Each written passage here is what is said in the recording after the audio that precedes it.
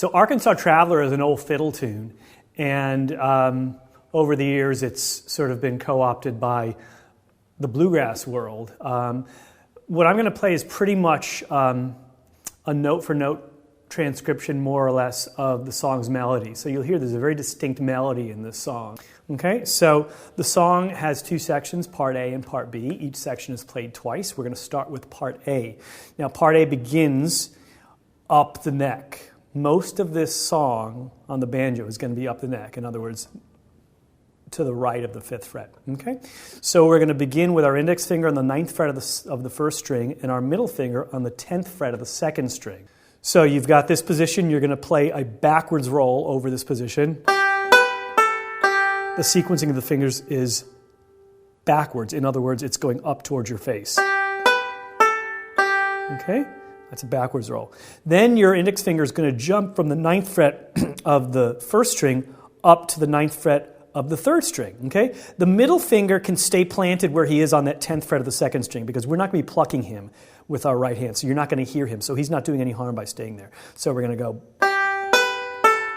the backwards roll. Then immediately the index finger jumps up to that 9th fret of the 3rd string. We're going to pluck that twice with our index finger of our right hand. So we got...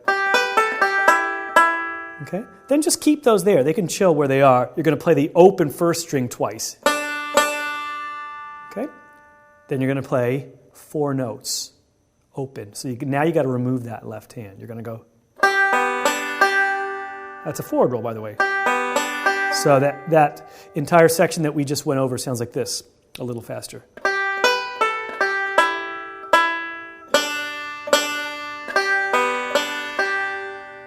So now we're going to take that position again that we took at the very top of the song, and we're going to go. Right? For all those notes, I did not have to change my left hand at all. Okay? Now I'm going to have to make a change. So now the index finger just jumps up here to the 9th fret of the 3rd string again. You're going to go. Then you're going to play the open 1st string. So pretty much this section of the song really is just about this index finger staying planted on that 10th fret of the 2nd string, and the index finger kind of dancing around that middle finger. The index finger is first on the 9th fret of the 1st string, then he's on the 9th fret of the 3rd string. Then he's back to the 9th fret of the 1st string, okay? So he's basically just kind of maneuvering around that stationary middle finger on that 2nd string. So here's what we've got so far.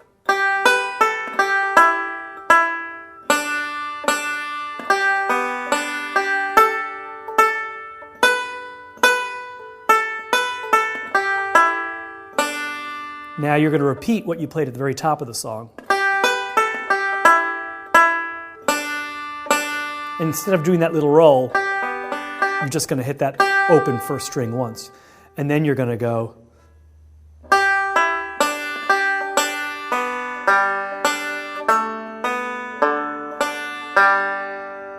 That's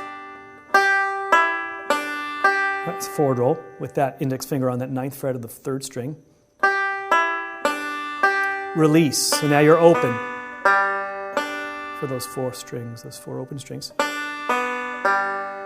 And that allows you to travel down to this fret, the 2nd fret of the 3rd string, and you're going to go. Release that index finger, and then pinch the 2 outside strings. So we've got.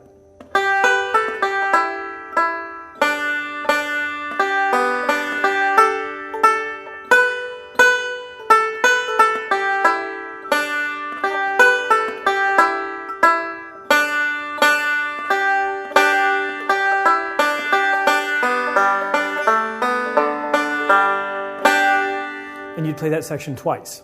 So part B, you're doing a lot of barring. What is barring exactly? Well, barring is when you take a finger, in this case it'll be your index finger, and you cover multiple strings. You actually press down on multiple strings with that one finger simultaneously. Okay? So in this case, we're going to be barring the 1st string and the 2nd string. Okay?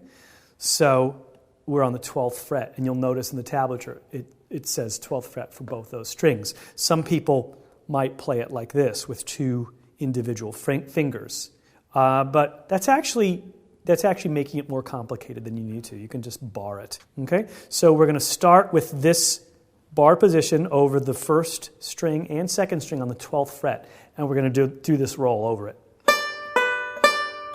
Okay, and that roll actually stays pretty consistent through most of part B. So once we play those four notes, we're going to go 2 frets to the left. So you're going to be now on the 10th fret. You're going to do the same exact roll, keeping the first and second string barred.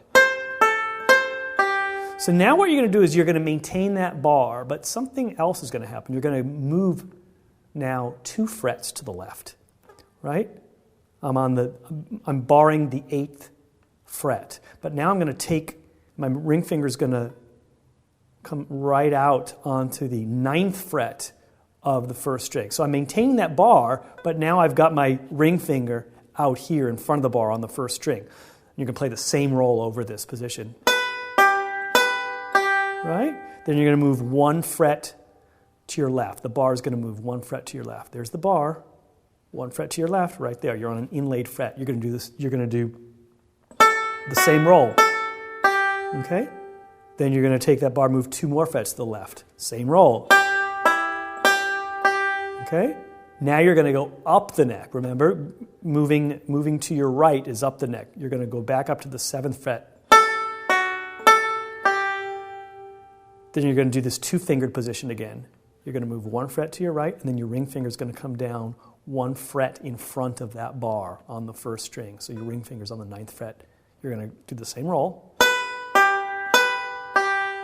Then you're going to move that bar 1 fret to your left. And you're just going to play that first string and then the 5th string. And that 5th string is sort of a gift. That open string allows you to reposition and go back up to that 12th fret. So now you're going to go back up to that 12th fret with that bar maintained, and you're going to do that same roll. 10th fret, same roll. Remember, 3 frets now, and then that ring finger out in front on the first string. 1 fret to your left. You got that bar. Pluck that first string. Play the open 5th. And then you're going to go. Right, that's a forward roll with that 9th fret on with the index finger on the 9th fret of the 3rd string. Then open. Then he comes down here. Those open strings allow him to travel down to that 2nd fret of the 3rd string, and you're just going to do this mixed roll or this alternating thumb roll. Release him, pinch. Okay, and then you would repeat part B, and you can see that it has the repeat signs there, the vertical lines with the dots next to them. Okay, so now what we're going to do is we're going to go through part B a little more up tempo, just to hear what it sounds like. Here we go.